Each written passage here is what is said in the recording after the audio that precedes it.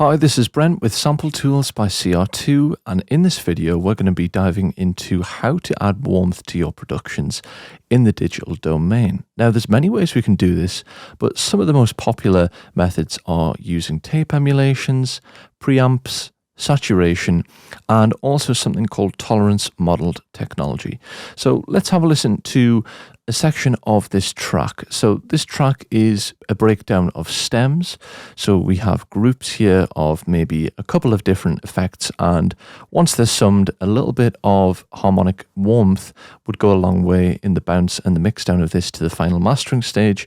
And likewise, using these effects on individual tracks would also be a very effective way to achieve warmth within your mix.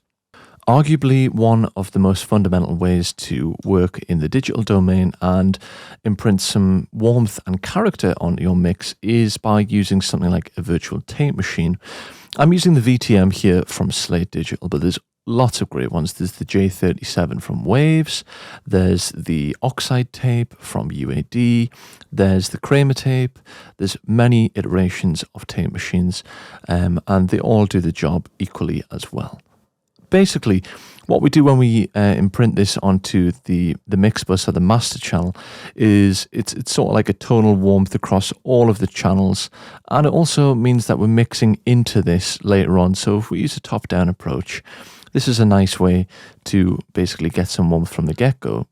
Just by driving the input and backing off on the output as these are linked, we'll achieve a lot of harmonic characteristics already. So this will add odd and even harmonics throughout the track and also help to sum the channels together with inside of your DAW.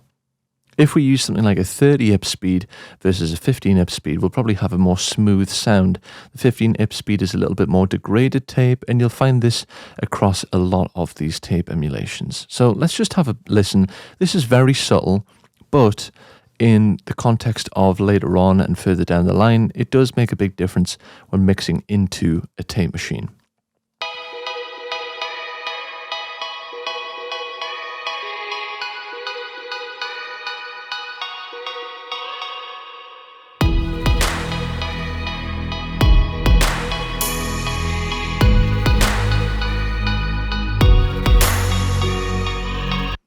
So I could already hear that it gave a little bit of a low-end bump to especially the kick drum, and we can also observe this. So if we look for a Pro Q3 and I drop this after the virtual tape machine, we'll be able to see what it's doing. So let's have a listen.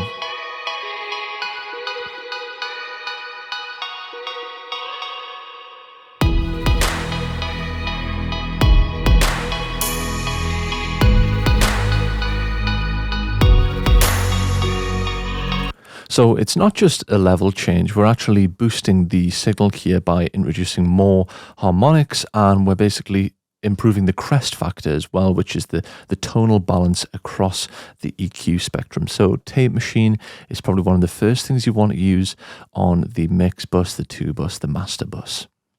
My second favorite way to add some warmth and character is by using the analog drive stage of something like a preamp. If I come to this percussion layer that I have here, I've got a pre-1973, which is an emulation of a Neve 1073 preamp.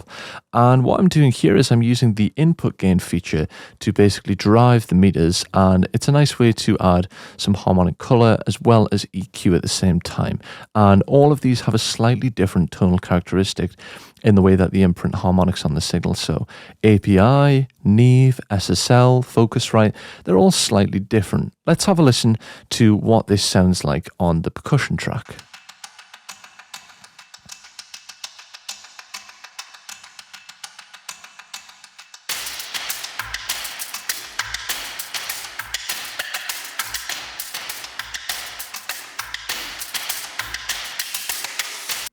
So definitely brings it a lot more forward in the mix, and it again gives it a little bit more attack because of the way that it's pushing the meters and driving the transformers. We also have a choice here of different transformers, and we even have a mid-side option for the EQ, which we looked at in our previous video.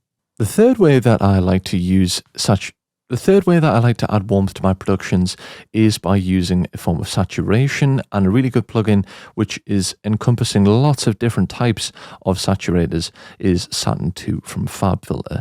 Again, there's quite a few other versions of these from developers, and Ableton even comes with a really good stock one called Saturator, which is quite similar to this, to be honest, so it doesn't have to be exclusively Saturn 2, but in general terms, using something like a transformer or a tube will add a second order harmonic to the fundamental. So if we come to the lead line here,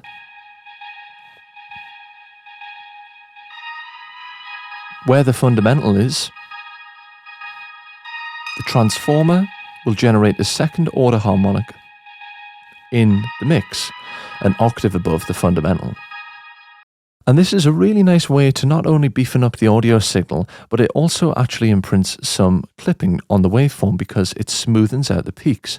And again, that means that we can boost the headroom and get more volume. And that's always something that we're trying to achieve when mixing in today's day and age. We can use a lot of different forms of actual saturation here. So we have amp models, we have saturation, and we even have tubes modeled after different effects. And again, we have the tape there. So you could use this as a tape machine on the master bus like I did previously. But the best part about Saturn 2 is we can apply this to specific bands. So what I feel like this is lacking is some high frequency saturation, and we can apply it to our desired region.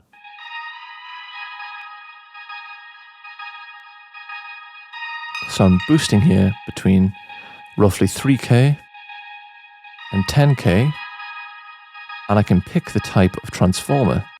So if I come into saturation and use gentle saturation, let's have a listen to what this sounds like. Back off the output so we're not boosting the level. Let's have a listen here.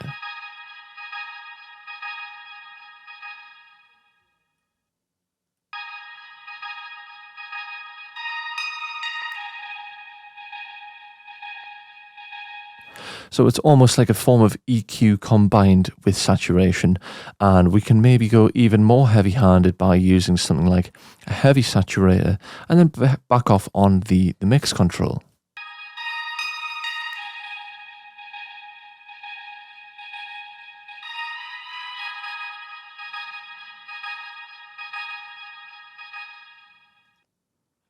And finally, the last one that I want to talk about is tolerance modeling technology. I've got the Brainworks Focusrite console here, and this is a really musical emulation of a Focusrite console.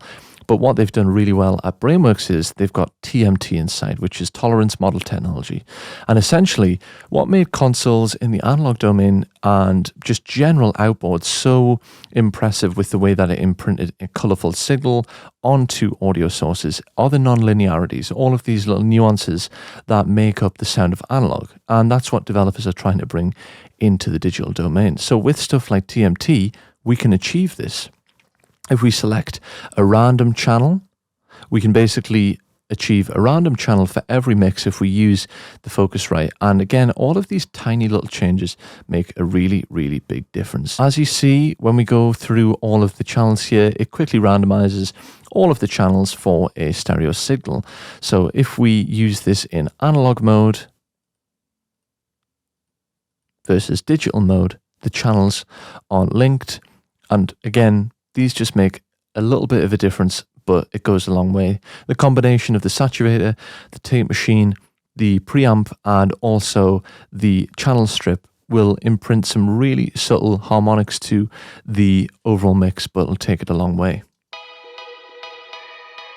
So I hope you enjoyed this, and I'll see you in the next one.